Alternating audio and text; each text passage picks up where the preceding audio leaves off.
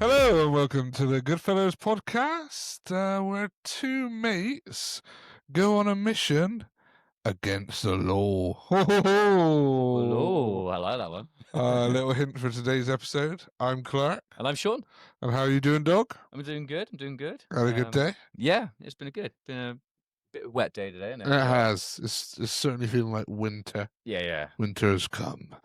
But yeah, I thought I'll introduce you to the episode and what we got on today. Do it. Let's jump on in. There's a reason we're obsessed with the Mafia. La Cosa Nostra, as they're known in Italy. It's more than the violence, the money, or the suits. It's the idea of power. Oh, yes, indeed. And power, it is, isn't power. it? Of men who built criminal empires with nothing but loyalty, fear, and the willingness to do whatever it takes, or what others wouldn't. This story begins in the dusty hills of Sicily and stretches all the way to the bright lights of New York, going through Chicago and Hollywood. New York. The Mafia wasn't born overnight, but it has a massive impact culturally, certainly in America. It's evolved, spreading like an underground government. Well, they were like that. They had the power. Yeah, literally. Yeah, it was. With its own laws, bosses, and soldiers. The capos, the consigliaries. Today we're tracing the real history behind La Cosa Nostra, the myth, from Al Capone to Lucky Luciano. Famous names there. Boss of the five families. From the Godfather to Goodfellerz. Hey, us. Yeah. The truth, the blood, and the legacy of organised crime. So if you didn't know what that was, it's the Mafia. Dang. What an intro that was. Yeah, well done. That's all right. Well done. It's good. Well, before we get into that, though, Yeah. first, like, follow, subscribe, whatever it comes up like to. that then, like a snake. And it's the first time listening to the Explosion. Goodfellerz podcast. Welcome. Yeah, welcome. We talk weekly. Yeah. And you can follow all our content on our socials. About a range of different topics. Yeah. As you can see, follow our link tree. There's shitloads now. Quite cool to be able to say that, isn't it? Yeah. From when we first There is. started. Yeah, back in Feb. Feb. God, it'll be soon. It'll be a year. God damn. Anniversary's coming up. Anniversary's coming up. Yeah. I'll have to get you a gift. Oh, yeah, I'll get you one too. Get you a Imagine nice we bought the same. diamond cock ring. Yeah, same one. Yeah. Eminem. For Elton John. John Yeah. I was literally just thinking that. Yeah. Right. Okay. So before we get into talking about the Mafia, Oh, yeah. it's your favorite part of the episode. For good reason. And I present to you the beer of the week. Is it Italian? I failed you. It's not. I know. I have failed you. That's No, okay. That's fine. okay. Yeah, it doesn't matter. Yeah. So Don't matter. I should have, but yeah, it's fine. It's all good. Can you guess elsewhere? Germany. No. All right. Now a proper guess now. Is it in Europe? No. Ooh. I'm going to go with Turkey. I guess Turkey. Not far. Not far. Not okay. far from two. Okay. Not one, but two, because they're small bottles. Well done. Of Kio. Oh, I love Kia. All the way from Cyprus. Okay, love it. So, Love it. I do love a Kia, but I haven't had one in years. I know. So, well, we'll give it a fresh. A fresh. Ice cold as well. Well done, Tony. As Well always, done. I provide the ice cold beer to you. Yeah, well done. From Well, if you don't know by now, from our Beers of Europe. our partner. Partners. Yeah. Collaborators. Experts in beer, in Absolutely. importing beers from all over the world, and providing them to us for the podcast. Yeah, they absolutely are experts, that's for sure. Their range selection is second to none. As you'll see, we've done probably 30, I think this might be our 35th episode. Pretty sure it is, yeah. And we've had different beers every time. And I think And that's just the tip of the iceberg. that is the tip of the there's so iceberg. many more we got to go Like, through. by the time we get to episode like 500, we might have scratched the surface on their collection. Eventually, we'll go back round. Yeah, we will. Oh, I can't wait. But the Kio, nice and simple. Gold, yellow, and red logo. It is, like I said, Tin said, from Cyprus. Yeah, since Which is, 1951. well, Okay. not old like the others. Nope. But obviously, as you know, Cyprus is effectively Greek and Turkish. But yeah, so yes. before we do a taste test, Oh, let's yeah, say you've gone. gold, light golden color. Very a little bit transparent there. Quite nice. Yeah, it is. It looks lovely. Let's have a Smells little actually sniff. great. Malty, but not too malty. Not too malty, a bit of barley, hops, yeast, and sugar. Marmite in there. A bit. But All right. cheers to you. For a sip. And Cheers cheers to to you, you. everyone, for a sip test.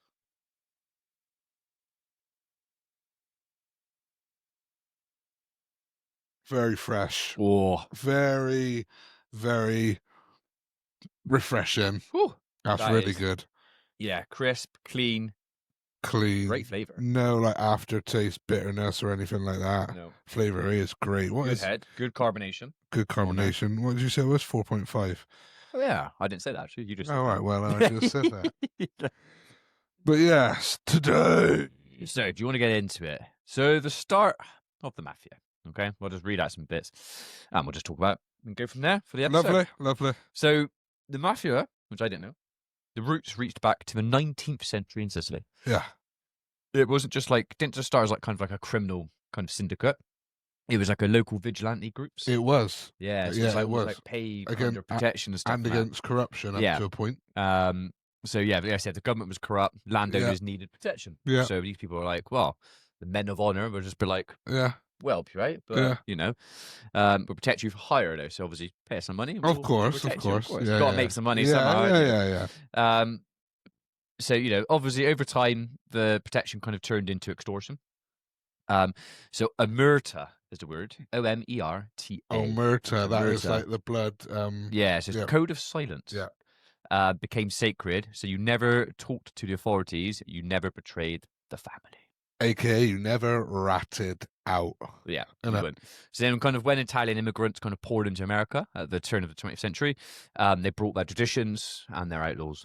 And you got to say, aside from like the Mafia anyway, Italy has brought us so much, especially the cuisine. Which cuisine, dog? Oh, pizza, pasta, everything. Like Mm. focaccia, like a nice focaccia. Oh, mate, actually, sorry, just going off topic. We should now, or a couple of times, there's some places in Bristol I want to try some pizzas from. Yeah, we have to. Get the pizzas Yeah. and do like a pizza, like not take over the food. We're not doing the food review, but Why as we're not, having though? a pair, Why like, not? just add it in, Why I order from not? your pizzas, Yeah, 'cause why there's some not? Great places in Yeah, Bristol. I've not yeah, no, there's loads, and got to try DIY dough as well. Our friend Lloyd, our friend, but there's loads. Let's start doing that then.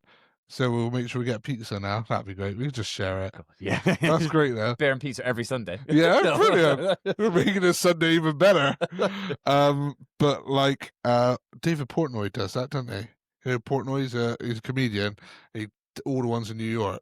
Oh, we might as well do. Yeah, slice test and that? stuff. Yeah, Out of 10, it don't have to just be pizza. It can be other foods. let's make it pizza. Just Italian food. Yeah. Just pizza. But just yeah, pizza. to digress, I was just saying the Italians bought a lot. Yeah, so obviously in the crowded streets of New York, kind of Little Italy, you had protection rackets, gambling dens, and smuggling rings formed the foundation for what would become the American Mafia. Yeah. Like we said.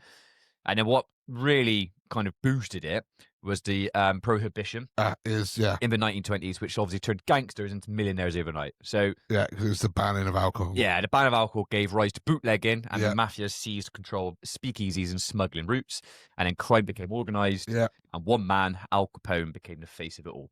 he really, really did. So yeah, between 1920 and 1933, America went dry, at least legally. That's kind of what it was. Yeah. So what was supposed to be a moral crusade turned into the greatest business opportunity Yeah. in criminal history. Yeah, I know. Ridiculous to I think know. about. So the government thought banning alcohol, like I said, would make America sober, safe, It did the and productive. opposite. Instead, it created a nation of lawbreakers, like you just said. Yeah.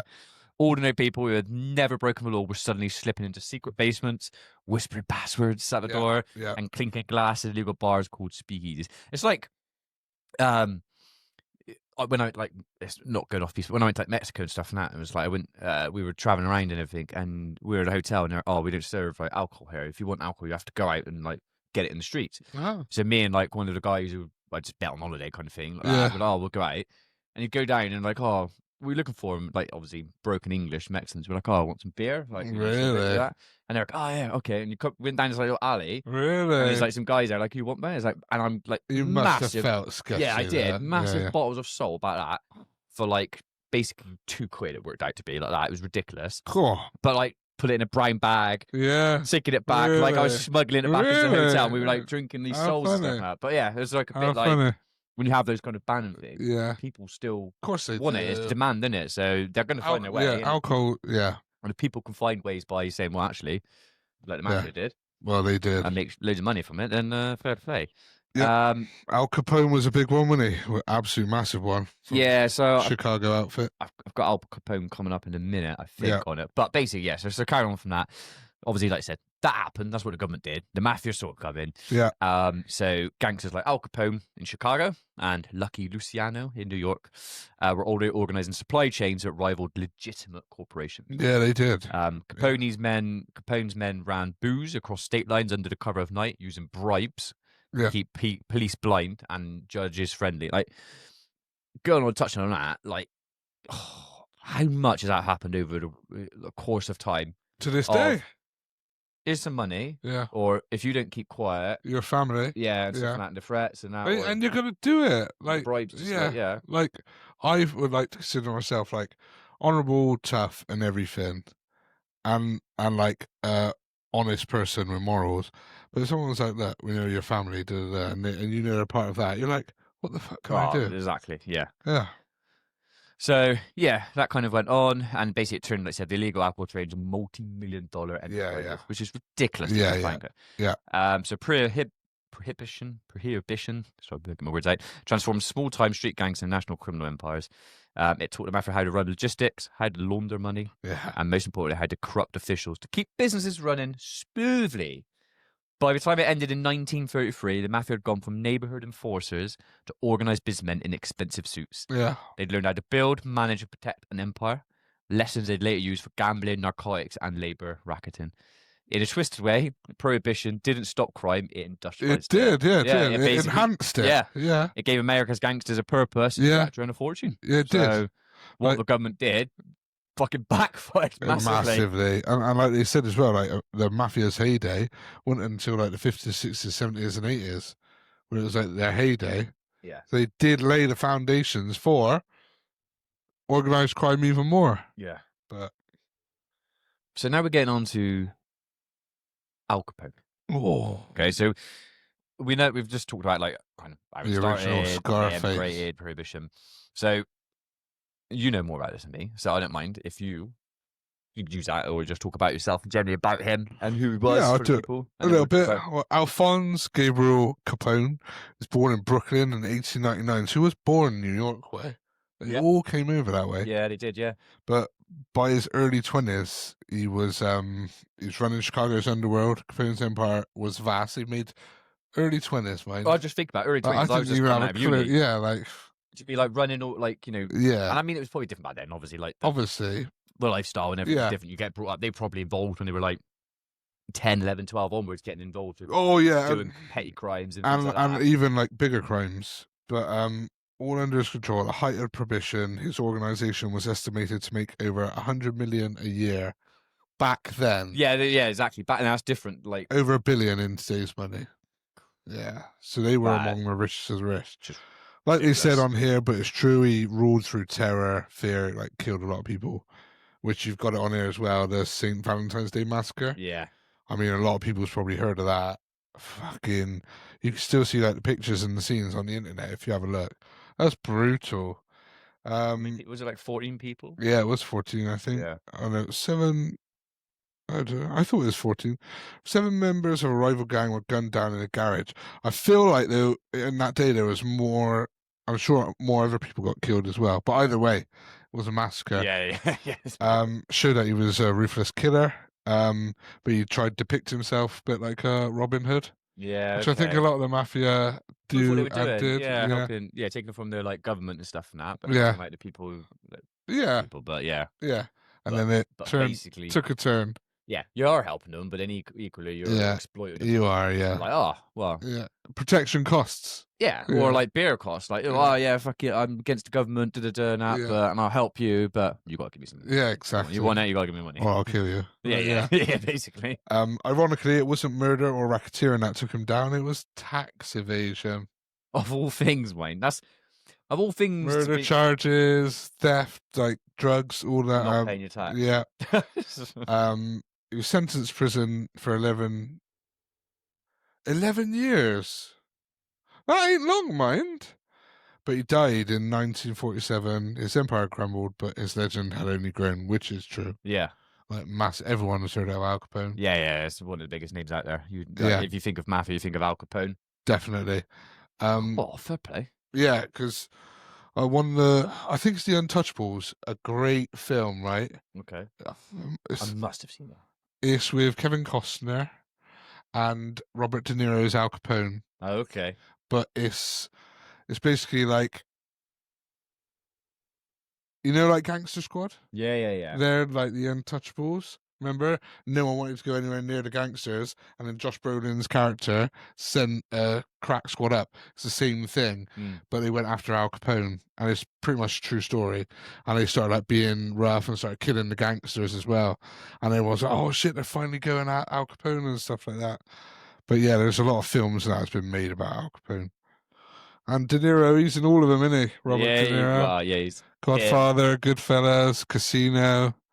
That plays it well though. Like, he's brilliant, great actor. But to kind of play that, you've got to kind of understand the role you're playing. And yeah, like I know it's like any acting. You'll get into it, but something like that, you've got to kind of get into the mind of being a gangster, mafia, and having the knowledge and stuff. Oh to yeah, portray it in the right way and not like give it injustice. Yeah, definitely. And there's probably loads of like, I've got some movies and TV shows I'll talk about later, like which predict like show off the mafia and everything, and we've probably watched all of them. Yeah. Sopranos, the main one. Yeah, and how good that is, and that's good. Like, we can digress a bit. Sopranos is good because I think it wasn't just, oh, here's like good gangsters, here's the mafia, here just like killing people. It showed the kind of everyday life. Yeah, the vulnerability of it. Like, he's got his family, he's trying to deal with like his daughter and like that, and his wife and his son and all that stuff. But as well as he's running it and being he's a boss, hard as fuck. Yeah. Don't fuck with me. Yeah. Tony Soprano. Yeah, and like, turns out it's I like, and that ending. I don't know if you've seen it up to the ending. Yes. Yeah, that ending is such a great ending of a series because you assume what's happened. Yes. But it's left open to interpretation. Yeah. Because the music because it is that song, isn't it? Yeah. And then it just cuts out. And you're like, oh, did he get whacked? Yeah, that's it. That's what a lot of people are like saying is from his perspective it goes black. It's like that's enough, but yeah, no, that's brilliant. What a wanker he was, though. He was really cool and a badass, but he's fucked up. I'm pretty sure I've talked about it before. Like, he used to stay in the role, the guy who plays him. James Gandolfini. Gandolfini, that's it. I knew it was G. Like, used to like kind of a bit like what Daniel Day-Lewis, in their roles, or Daniel Day-Lewis, like you say, or Heath Ledger did with like the Joker and stuff. Like, it's not just right, I practice my lines, and then go into it. It was like stayed in that role, just while they're on set and stuff like that, just in that role. Fair play to actors that do that. Who did I watch? It was a really, really famous, great actor, and he was like, actors who do that are, I don't agree with it at all. It's stupid. Oh, really? Yeah, staying in it. I'm sure it was someone like Hannibal Lecter. Who's Hannibal Lecter? The actor. I thought he was Odin as well. Massive actor. Mate, wait. Oh. I know, you're like, we do this every time. We know what it is. Oh, no, that's good. Sorry. You're going to be... Butchered that. I'm going to be screaming at her. Who is it? I know. Anthony Hopkins. There you go. Oh, thank God. Anthony Hopkins. It was him or like Gary Oldman or someone like that who was just like, you don't need to do that. You're an actor. Your job is that. Once cut. Yeah. I was like, because it was someone like that, I was like, fair enough. Yeah. But those who do, what I was going to say was about The Sopranos. Apparently, to this day, some of the other cast crew said that Gandolfini got a phone call anonymously and said, "We really like the job you're doing of portraying us. Oh. Yeah, but just to let you know, bosses don't wear shorts." And I was like, Yeah, yeah. yeah. I'm sure either he never wore shorts, or if he did, he didn't wear them again Yeah, but and yeah. stuff. But yeah, legitimately got a phone call about that. Shit. Yeah. Mate, if you got that phone call, Oh. you're like, The fact oh, that, shit. yeah, the fact that they got to you, like, right, yeah, I'll just Yeah, got my number. Well, probably not too hard to get a number, like to find a number. but and that, still, but yeah, yeah, you would be like, oh shit. yeah. that I mean, would fuck you up. thanks. Yeah, yeah.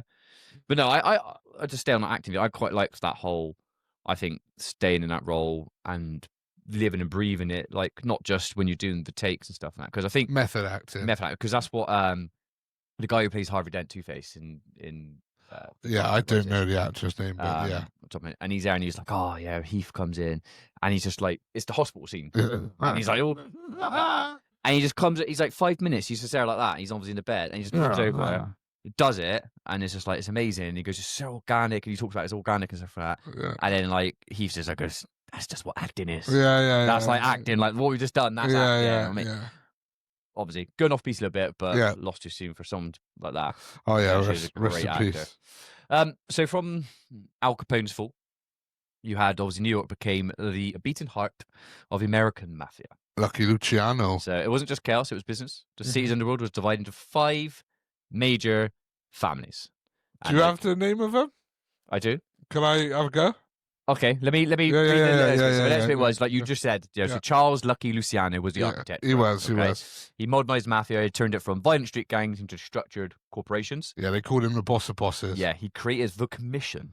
Yeah. Okay, a governing body where bosses from across the country would meet, settle disputes, and share problems. Which is like just proper business. Like, like to have that thinking of like, not just carrying on the whole, but just whack someone and all that. Yeah. But yeah, so the 5 families. Do you want to have a go at the names? I won't be able to get. I know Gambino's. Gambino is one.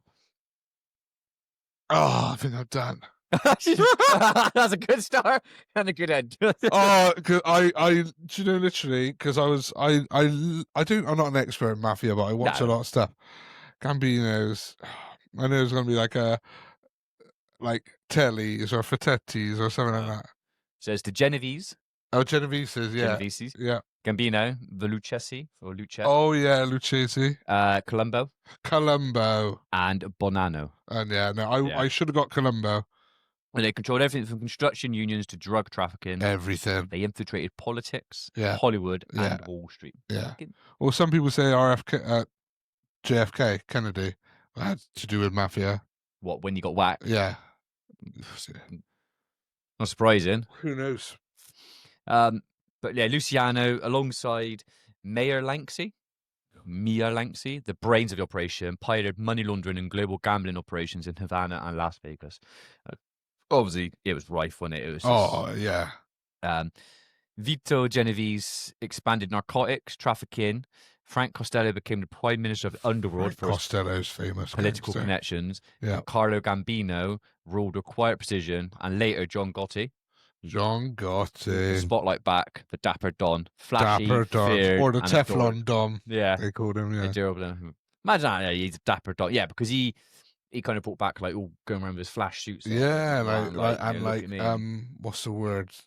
Like showboating about it. And... Yeah, because almost like, it was probably there, like you said, originally before, like, the protection. Yeah. And then you kind of had it's underground, it's all secret, like, who is this? Who is the actor? And then... Well, a lot of them didn't like Gotti doing that. No, and then to be like, walking around look like, at the me. streets and going to clubs I'm and a boss. I'm the boss, and the police and everyone just knowing, well, that's... Yeah, John Gotti. Yeah, know, like... He's mafia boss. What the fuck are you going to do about it? Like, exactly. By the 1960s and 70s, the mafia had never been stronger, but the seeds of it were already planted through greed, betrayal, and the relentless FBI. Yeah, well, they were battling him. Yeah. Battling him. Yeah. So, we get into... So that was the 5 families. We get into Hollywood. Oh, Goodfellerz. Hollywood. And the mafia image. All right, so we'll talk about it as much as we want now. Because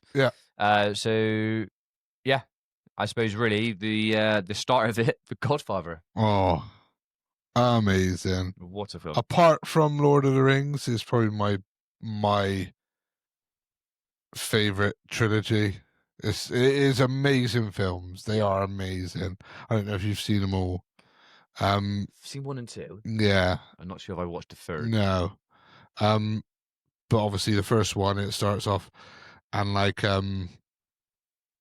it's just amazing. Because that's it, Marlon Brando. Yeah, so it's directed by Francis Ford Coppola. Yeah. And it's based on Mario Puzo's novel. So it's actually a novel. And Yeah. it turned into a film, Yeah. I might be butchering these names, but so you had Marlon Brando as Don Vito Corleone. And Al Pacino as his reluctant heir. Yeah. Very reluctant. Know a guy. Yeah. I know a guy. So it portrayed, like I said, if you have not seen The Godfather, I mean, I'd be shocked, but there could be younger generations not seen it. Basically, they are amazing. It portrayed mobsters or like mafia as family men, loyal, strategic, and tragic. Yeah. Brando's kind of role, quite authoritative, and Pacino's was kind of like transformation from war hero to kind of cold-blooded Yeah, Don. because he was in the army, but also like Marlon Brando was on the way out. He was getting old. He was an older Don. And then Godfather 2, Robert De Niro is a young Don Corleone, which is really cool to watch. Yeah. Is how he came up from, probably was Sicily or Naples, probably was Sicily, coming up from Italy and getting to America. It's really cool, amazing. Yeah. And then like Michael's, which is Al Pacino, sort of gets into that role. The cast is amazing as well. Well, I said a lot of the first one, they is probably ranked by a lot of critics as one of the best movies of all time. It is, and it's like right there with, I think for IMDb it was like Shawshank. Yep. The Godfather, I think 1 and 2 was up there. Yep. And like another film, but it's right up there. I wonder where like obviously that was based on a novel, so the novel would have been done by the guy, that Puzo. I'm just trying to think of where they get the data. Like you said, you said about Soprano, like Gandolfini, getting the phone call and stuff and that, like, because if you're portraying something like that, which is like either secrecy or not secrecy and stuff, you've got to get it right. Like when actors play other roles, it's like when they play past people, like when Tom Hardy played Bronson, for example, and you're playing someone like quite notorious and that, or any role they've done and stuff. You've got to make sure you got the facts right. Definitely. Like, who's doing that investigation? Who's doing the facts? So obviously, it's come from the novel. So whoever that Puzo must have got the facts somewhere, because otherwise, you fuck it up. Yeah. Wow. You might get a call or more. Yeah. Well, potentially back then, especially like we said in 1972. Yeah. So it was prime Mafia 1972. Prime. It's like now, if you did it now, it's probably not as nowhere near bad as it was like prime. Now you got the people down like, what's this film like? Someone's doing a film about this. Yeah. And they might like it, they might not like it, they might be like, what the fuck, this isn't us. Yeah, hey you, like, take that film away, down. What are you trying to make us look like bad or whatever, or kind of glorify, glamorous us, like even though it's based on non-fictional characters. Yeah, it doesn't matter. It's like still shedding a light to it. Not non-fictional. Yeah, fictional. Because not. That's what I meant. But those fictional characters could be so closely related to real people. Yeah, So yeah. So that's Godfather. Yeah. So I do need to finish that off. You then obviously had The Goodfellerz. Yeah, amazing film. So if you don't know by now, we are called for Goodfellerz. Goodfellerz, yeah. Fellers with a Bristolian twang. Martin Scorsese, what an amazing director. Wow, that cast. Masterpiece. So for the people out there, obviously, if you don't know, obviously The Goodfellas, basically 1990 it came out. So it's a lot later than The Godfather. It was faster, it was louder, it was bloodier, definitely was. Oh my, that opening scene.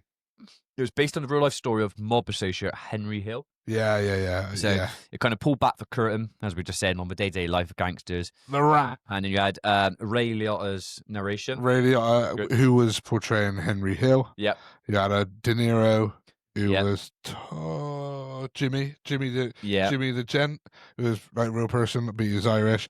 And you had Joe Pesci, who was like a psychopathic killer. Basically. Yeah. Like Tommy, I can't remember his name, Tommy someone. But yeah. Yeah, and then like I said, one scene which kind of stands out is like the funny how kind of scene. funny. What a scene that for someone so small, he's fucking intimidating, man. Yeah. It's just like, oh, you're a funny guy. He's like, what the fuck do you mean funny? Yeah. Like, funny how? He's like, oh, come on, Tommy, funny. It's just like that. And he's just like, no, I don't know what you mean. None of us do.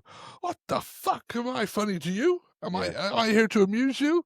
And he's just there and he's like, get the fuck out of here. Yeah. Like that. He's like, I almost had him. And then the great line in that film, which like almost like shows what's going to happen. He's like, I'll be worried about you if you comes to questioning. And then he becomes a rat. Yeah, exactly that. But the first scene, fucking hell, the literal opening scene, three of them are in the car, and you hear boom, boom, boom, boom. And you're like, what the fuck? Boom, boom.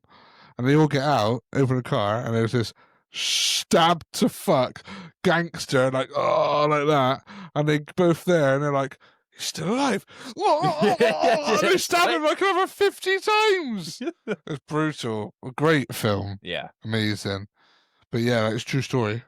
Yeah. True story. And he ratted. And then what is it? What's the life you got to do after?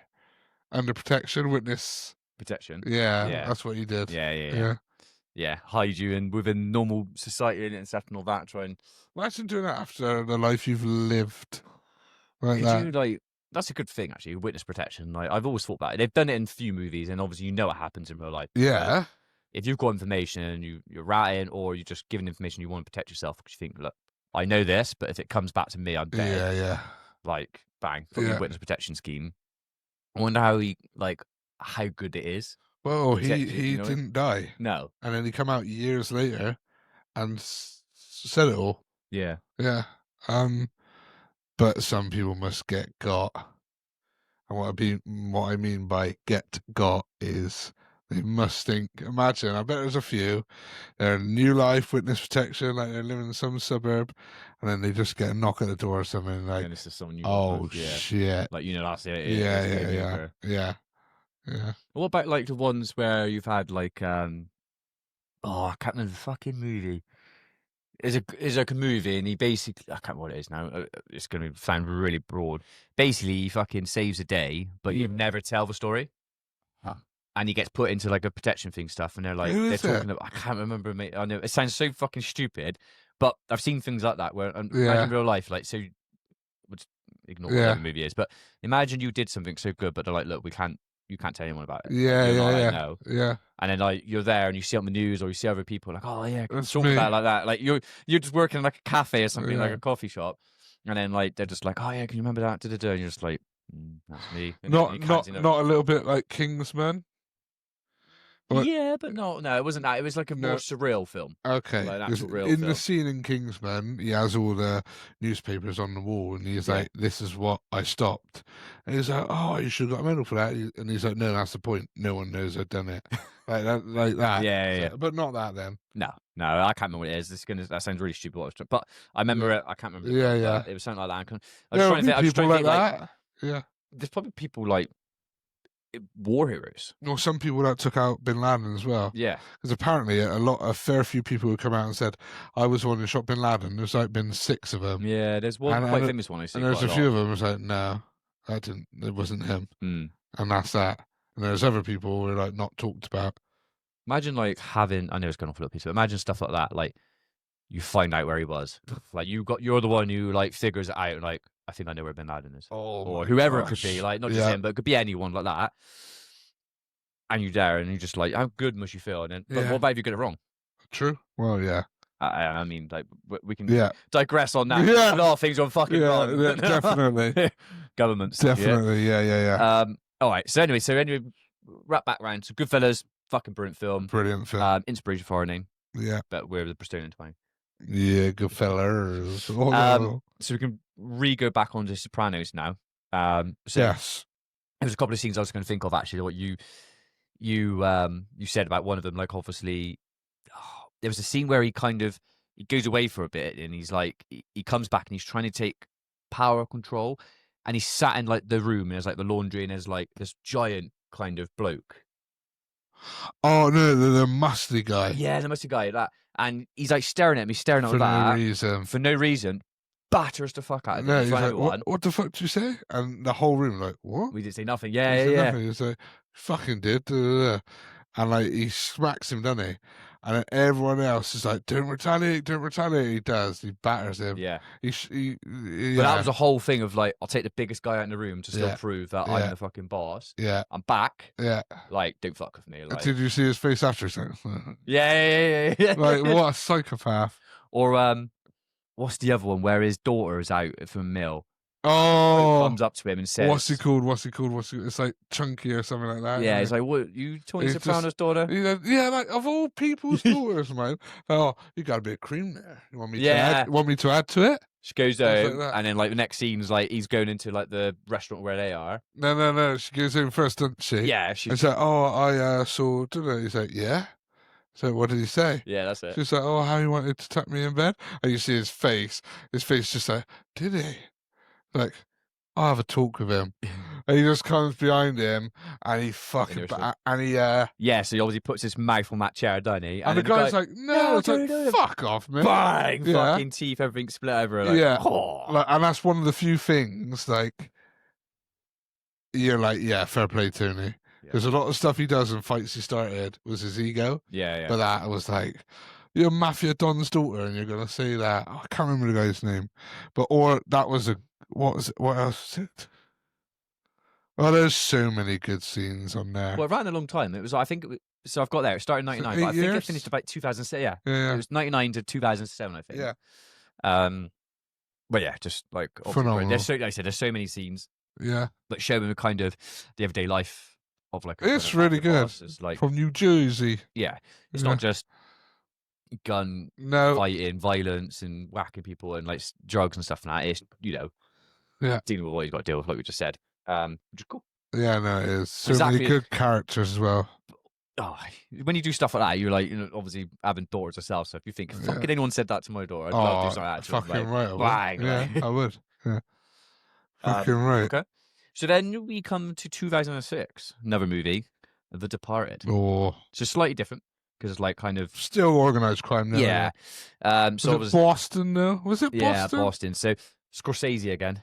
Fucking brilliant. As I said earlier, he's but a brilliant. This cast is up there with the best ever. Like fucking Jack Nicholson, Ray Winston, DiCaprio, Matt Damon, Mark Wahlberg. Fucking, I'm missing a couple as well. But those five, like, are amazing. So it's Boston. It's different because it's kind of like the Irish mob. It's not Italian mob kind of still, mafia, but it's like gangster kind of mob stuff. I mean, kind of fucking what's his game? The big cop. Oh, so frustrating. Basically, it's like they both think they've both got an inside man on the other side. Yeah, and they both go through the academy, don't they? Yeah. But obviously, Matt Damon's the inside man, like the rat. Yeah. And then DiCaprio is the informant, is it? You know what I mean? Yeah, he is, yeah. Yeah, but it is brilliant. What a film. I didn't think he'd die, though. Spoilers, but it's I mean, we've given a lot of spoilers already. It's 19 years old, so yeah. Yeah, a lot of them are. But like that scene where he comes down in the elevator and he gets shot, you're like, no! Yeah, I know. He died. And then you're like, oh, Matt Damon, he got away with it. And then right at the end, you just see Wahlberg in his flat, don't you? And he's just like, wait, bam. Brilliant. Yeah, that's a great film. And like, it is about the Irish mob, but it's effectively the same thing. Yeah. Isn't it? Yeah. No. So, I mean, another great movie in there. And then like, before we get into another segment, I was going to talk about kind of like potential hitmans and enforcers, famous real hitmen and enforcers and kind of kills and stuff. Like the other type of side of things. So we're talking, obviously, we want to talk about the mafia, but that kind of crime thing, but gangsters and that. So, what we had in the UK. Craze? The Cray twins. Yeah.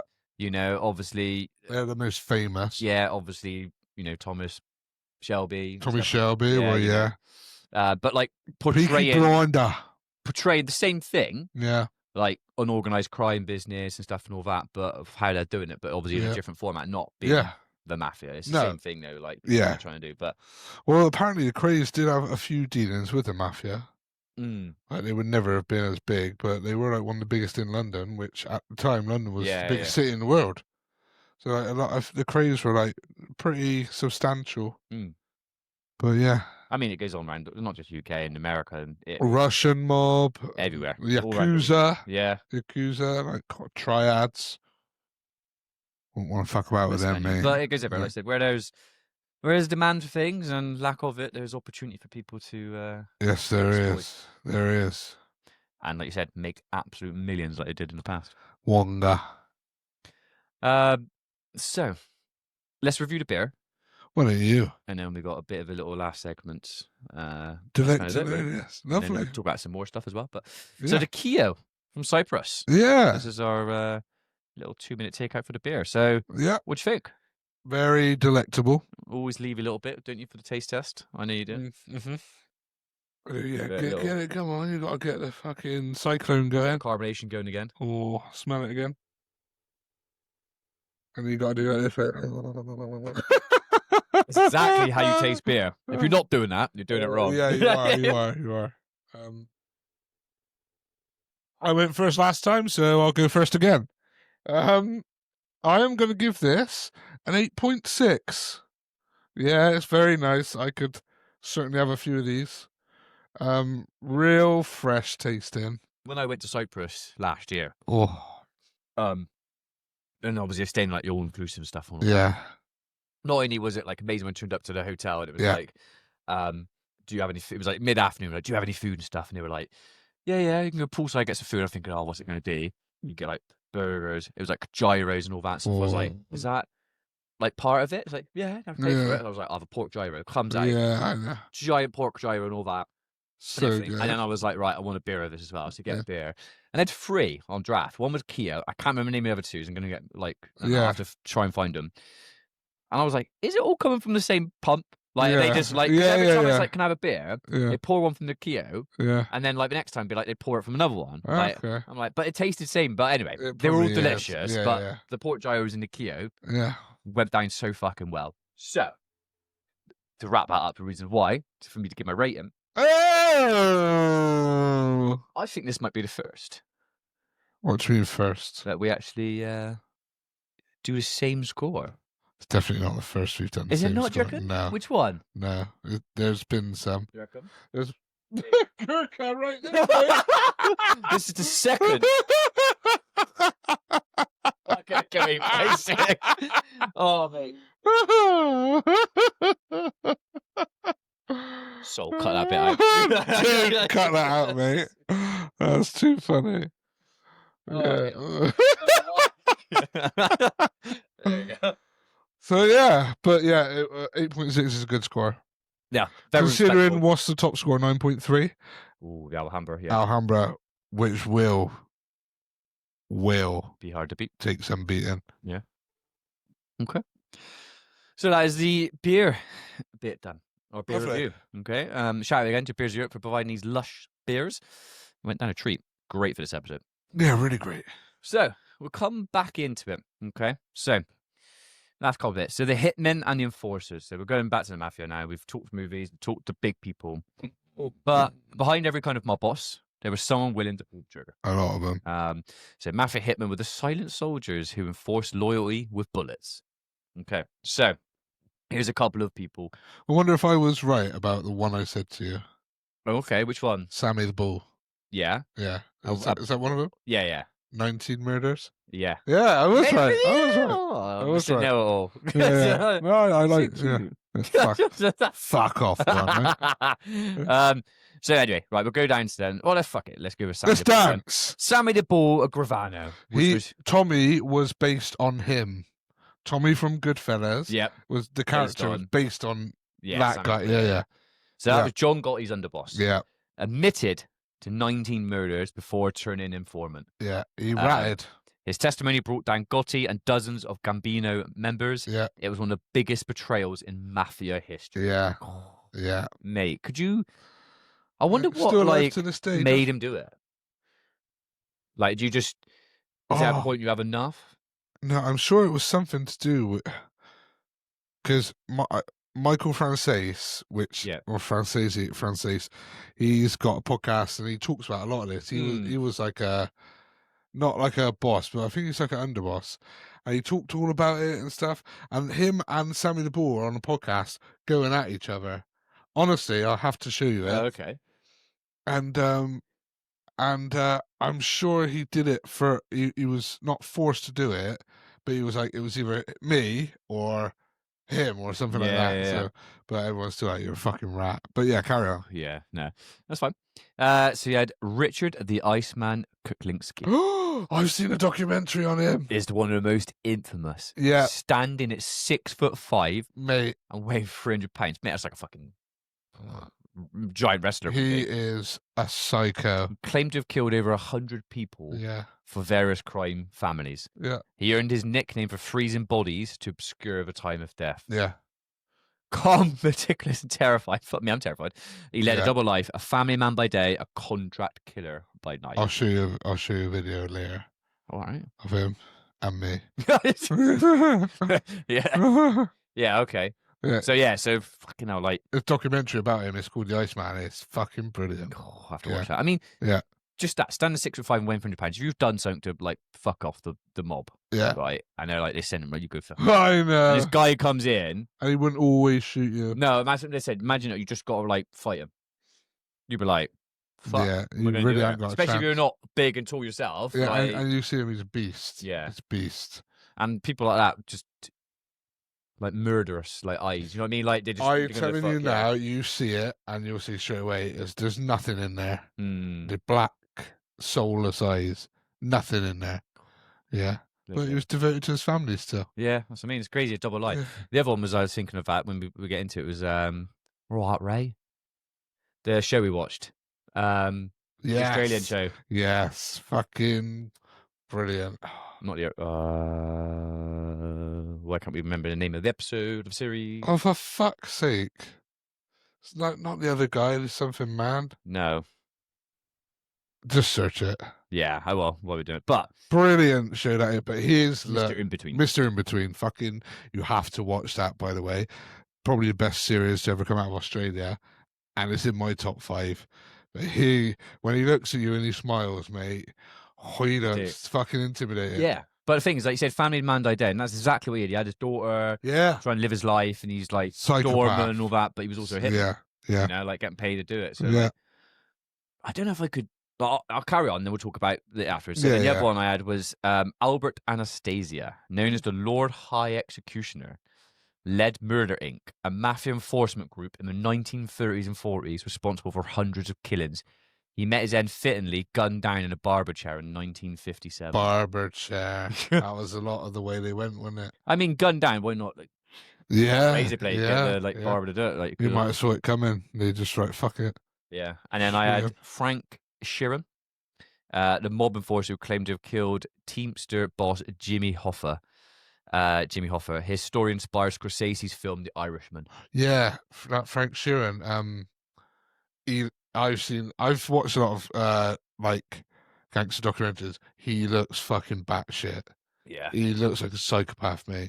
So whether every detail is true remains debated, but it captures the cold light of a life lived in the shadows. Yeah, but I was just thinking, like last week, if you haven't listened to our episode from last week, the Halloween one we did. We fucked around with The Purge, didn't we? We talked about it, obviously film and all that stuff, and like, could you do it? Could you go and do The Purge and stuff? And we watch the episode and you'll see what we talk about and things like that. Yeah. The idea of it and whatever and stuff. Obviously, it's not real.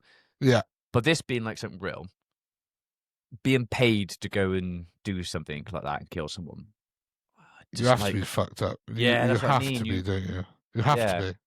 Or scared so shitless that like you're gonna have to do it because they're gonna kill your family. But like you get to a certain point now and you kill a few people, it's like, motherfucker, I'm gonna kill you. Threatening my family. Yeah, I mean, like, how do you just get into it? I suppose obviously you're part of the organization at some point. It'd just be walk up to someone back there. Yeah, like you got to do, like, you know, your boss is there like saying like, you're going to have to do this now. Like, you got to do it. You're part of it. You've done your stuff and then you go and do it. And then from there, I suppose you just do a few more and then you become tourists like, well, he's a good hitman. Yeah. Fucking just you'll do all our hits and stuff. Yeah, you know? definitely. But, yeah, I don't know. No, no way. Not something I could do. Like I said, you've got to be in that right mind that up wrong mindset, mindset. Yeah, To- fucked up. yeah, Yeah, to do it. yeah. I don't know.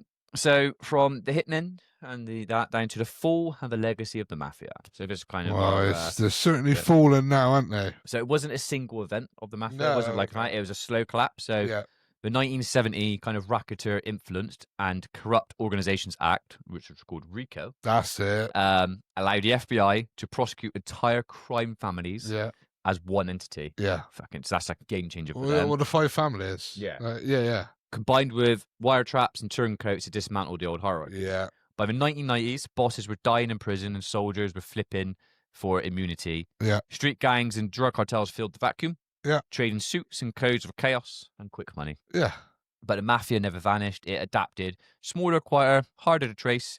Its powers may have dimmed, but its image lives on in film. Oh, yeah, Obviously, yeah. fashion and our collective, Romanticized a lot. yeah, and our collective fascination with loyalty, power, and betrayal. Yeah. So, I wonder how powerful it still is in Italy. I bet it is. I Yeah. bet if you went to like Sicily. yeah, I bet you'd watch know. yourself. Yeah. Yeah. You know, like you'd know if you did something wrong. Like, can you? Oh, was there fucking? There's a dude somewhere, like a live streamer, like vlogging Yeah. outside like a restaurant. Or something. yeah, The dude comes up to him, doesn't he? You just say, "Oh, I'm connected to the mob." Yeah, He's if like, you don't stop recording. now. Yeah. Yeah, people think he's bluffing, but would you want to take the chance?